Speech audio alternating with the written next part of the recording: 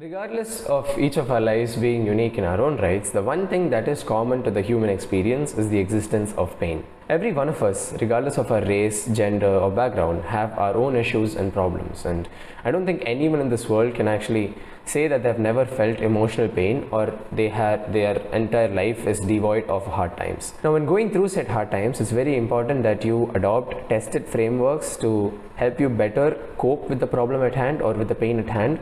Now, I am planning on making a series called Mental Frameworks of Pain in the future, which will give you guys tested frameworks that I have personally used that has helped me stay above water when it comes to dealing with very extremely hard situations. So, to help you guys better understand the frameworks that I'm going to be putting forward in the future, it is going to be pivotal that you understand the two broad categories into which I divide my pain. So, there are two types of pain according to me. So let's just get into it. Mental pain can be broadly split into two categories: obstacle related pain and grief related pain. Obstacle related pain, as the name suggests, it actually requires you to come up with solutions to overcome like a hurdle or a bottleneck. Common examples of this pain include losing weight, finding a job, making money, etc. As it is not limited by things out of your control, you have the most amount of power when it comes to solutions to these problems. Like, for example, simply put, when it comes to losing weight, it just simply comes down to whether or not you burn more calories than you consume. Of course, you have to overcome a lot of mental hurdles in order to actually do that, but at the end of the day, it completely remains in your own power to do so. Obstacle related problems also has no relation with time, so in that these kinds of pain do not actually subside when time actually goes on. So this is both a good and a bad thing.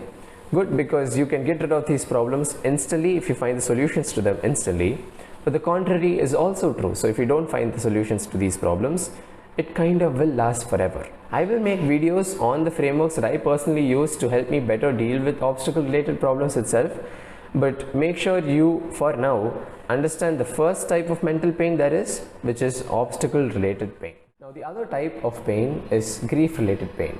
Now, unlike the obstacle related pain, grief related pain does not get sorted with solutions. Like, the only way grief related pain actually subsides is by making you feel all the pain there is towards a situation that needs to be felt.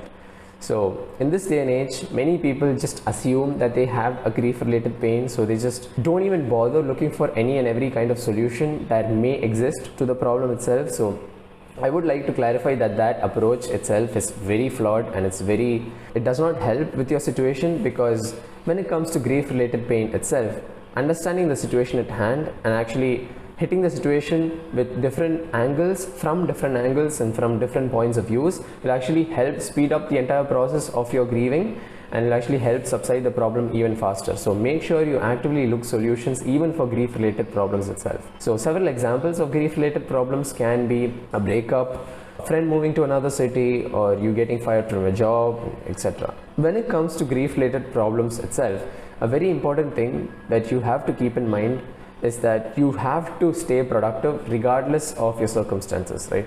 Regardless of however dire your circumstances are, you should absolutely ensure the fact that you stay productive. This is because life still goes on regardless of however extreme your circumstances are. So you just sitting there and just refusing to do any action or refusing to move just simply does not help you. So make sure that you stay productive and finish the tasks that you have for the day at hand, because quite frankly, after completion of all these tasks, dopamine is released, which will greatly help positively regulate your emotions, which will again greatly help you or greatly make the process of grieving itself that much more easier. So make sure you do that. So under no circumstance should you actually use grief as an excuse for an action. Action is absolutely therapeutic. Remember that. In my view, those are the two common types of pain that people actually encounter. Now that we have explored the types of mental pain that exists, the upcoming videos in which I'll discuss the different frameworks that I've personally used to keep my head above water will be that much more meaningful for you guys. Like, you guys will absolutely understand these videos that much more because you guys have understood the two basic types of pain that exists. So these frameworks, I am going to be making like a mini series surrounding them. So these frameworks that I personally employed to help me navigate through grief, I am going to be sharing that completely with you guys for free. So make sure you guys understand the types of pain that exists, and then I'll be making different frameworks for each set of pain to help personalize the solutions to specific types of pain that exist, right? So with that said, I'll see you guys in the next video. Thank you guys for watching, and I just hope this video helps you in some way, shape or form. See ya.